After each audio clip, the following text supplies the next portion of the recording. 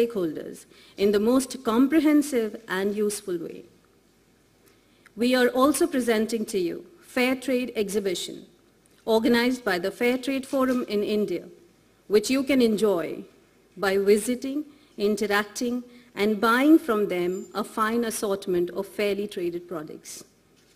I thank you profusely for your kind attention and hope that the two-day summit delights you with its discourses. Thank you very much.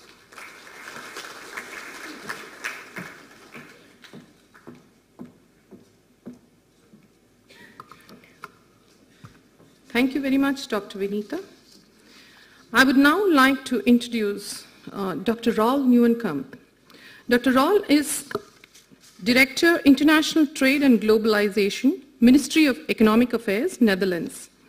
Dr. Raul is Director, Trade Policy and Globalization in the Ministry of Economic Affairs, Agriculture and Innovation since September 2006. His responsibilities are AO, Trade Policy, WTO, investment treaties, corporate social responsibility, and regulation of strategic goods. Dr. Raul studied economics, law, and philosophy at the Erasmus University, Rotterdam. He worked at the European Commission and was a consultant in New Zealand on the issue of results-oriented government. He worked for several years as management consultant at Arthur Andersen. In 1998, he became interim manager at the Ministry of Education. From 2001 till August 2006, he was Managing Director of Entrepreneurship Department of the Ministry of Economic Affairs. Dr. Raul wrote his PhD dissertation about the interaction between ministers and top civil servants. Since 2010, he is part-time professor of public administration at the University of Amsterdam. Dr. Raul is chair of OECD Investment Party Working Group, and in that capacity has chaired the negotiations on the OECD Guidelines for multinationals. I now request Dr. Raul to deliver his keynote address. Dr. Raul.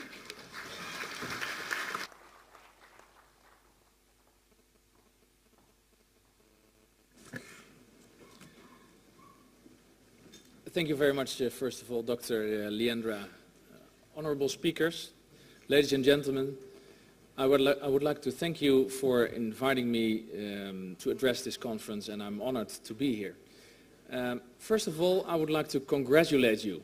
You were thinking, why would we have to be congratulated? But on the news in the Netherlands, there was this big item of this huge treasure, $15 billion, which was found in one of the temples in Kerala. And that has been on the news for many days. It's like it's a fantastic story. So when I went to India, I told my 4-year-old daughter about this treasure. So she now thinks I'm here on a treasure hunt. But of course, the real treasure we are going to find today here is the CSR, the Indian CSR guidelines. I think that's the real treasure we are finding today. Like was said in the introduction, I have two hats on today. First of all, I'm the Director of Trade Policy in the Netherlands and also responsible for CSR policy. And besides that, I'm the chair of the negotiations in the OECD on the guidelines for multinationals on CSR. So I will provide you with both perspectives. But before I do that, I would like to share with you some of the ideas we have and I have on CSR in general.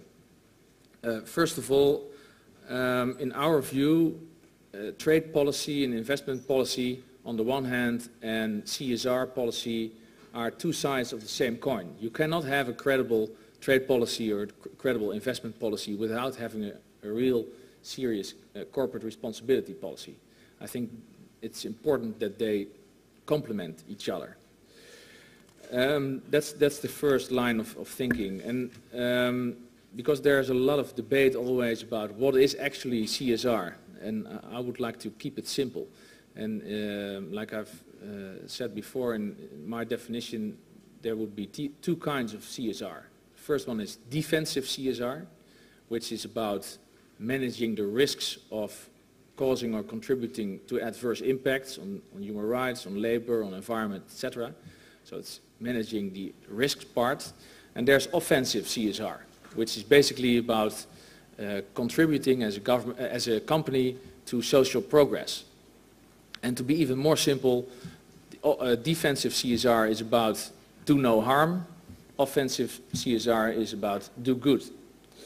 So those are a few ideas on CSR in general. Now I would like to start with some work we have done in the Netherlands on CSR. It has been a debate for many years already. One of the biggest debates is, should we regulate this? Should it be mandatory requirements, or should it just be a voluntary form of policy? And I think, well, the Dutch government has chosen for a policy in which it's not really very voluntary, but it's not mandatory either.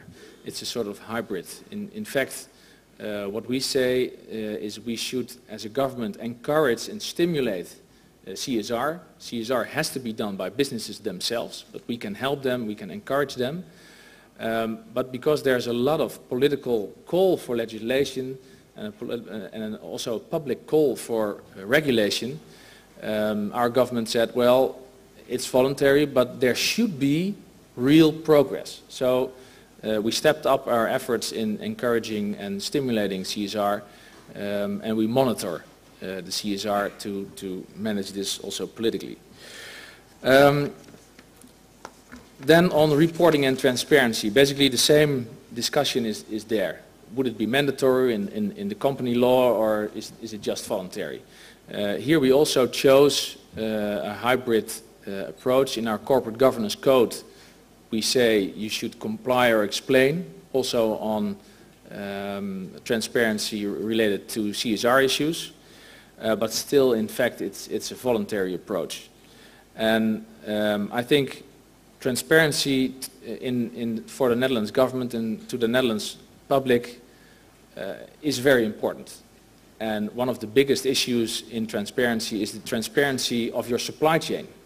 That's one of the most important ideas. And that's why we also, as a government, recommend to the enterprises to use the Global Reporting Initiative. That's one of our flagship recommendations. And to monitor the improvements, because, well, it's not just something which is really voluntary in the very voluntary sense, so to say. We have a transparency benchmark in which we monitor how and if companies are using reporting.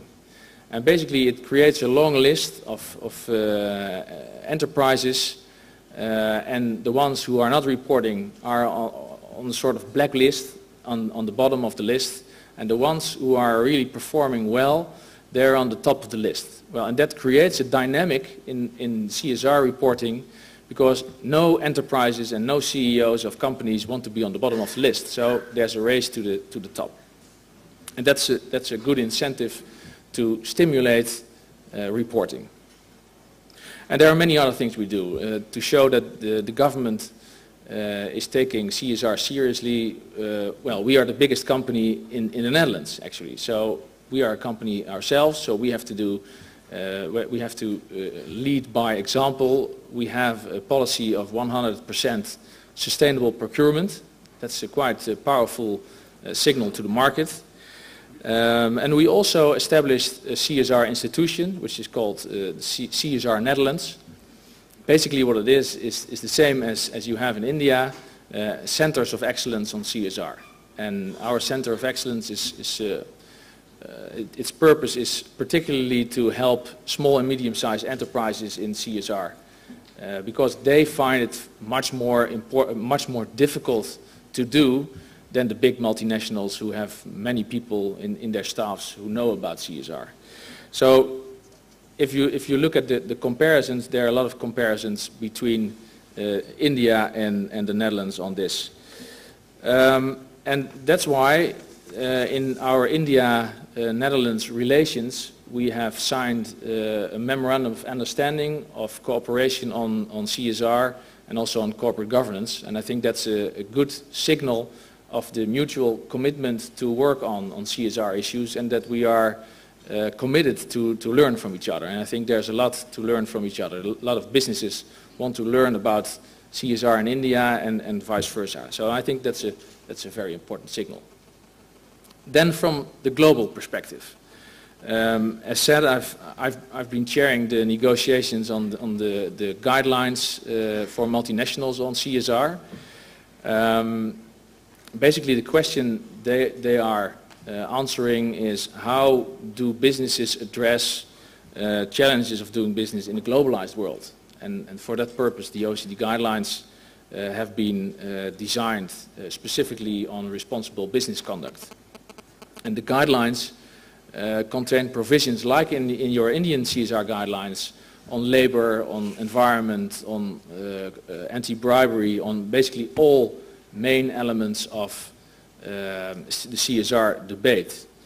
And as you probably know, it's considered to be the most comprehensive government-backed set of guidelines in the world, and it has a unique implementation mechanism. I think that's the most important element of the guidelines, because it has a grievance mechanism. And there are a lot of standards in the world like ISO and Global Compact, but the unique thing of these guidelines are that they have a grievance mechanism, which is basically a problem-solving mechanism. So if an NGO has got a problem with the business, the government has to provide their good offices and try to mediate between the parties and try to solve the problem. That's a very powerful tool, I think. A couple of